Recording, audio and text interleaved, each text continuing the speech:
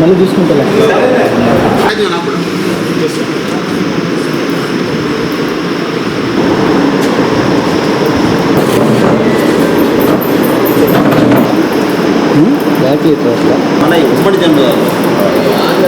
Elections వచ్చినప్పుడు మాత్రమే బీసీలను ఓటు బ్యాంకుగా వినియోగించడం అనేది పార్టీలకి అలవాటైపోయింది. అదేవిధంగా ఈ కూటమి ప్రభుత్వంలో ఒక్క ఏఎంసీ చైర్మన్ పదవి ఉదయగిరి నియోజకవర్గానికి అవకాశం ఇస్తే ఆ అవకాశాన్ని కూడా ఈ పార్టీలు దుర్వినియోగం చేస్తూ ఓసీ క్యాండిడేట్ని పెట్టడం వల్ల వాళ్ళు కోర్టుకు వెళ్ళి ఒక లెటర్ తీసుకొచ్చి మళ్ళీ బీసీ అభ్యర్థికే మీరు కేటాయించండి అని క్లియర్గా వాళ్ళు విషయాన్ని ఇస్తే ఇంతవరకు దాన్ని ఒక బీసీ నాయకులు ఎవరు మీకు ఉదయగిరి నియోజకవర్గంలో కనిపించలేదా అని చెప్పేసి ఈ ప్రభుత్వాన్ని సూటిగా ప్రశ్నిస్తూ, ముఖ్యంగా కూడా ఉదయగిరి అనేది ఉద్యమాల గడ్డ.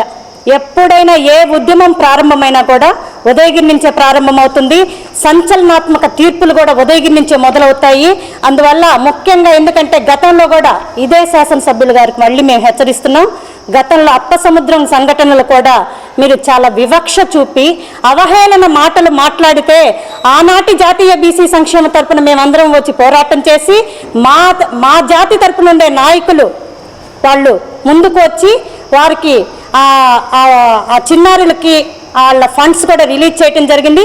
కానీ ఎందుకో మీకు బీసీలు అంటే చాలా చిన్న చూపుగా ఉంది.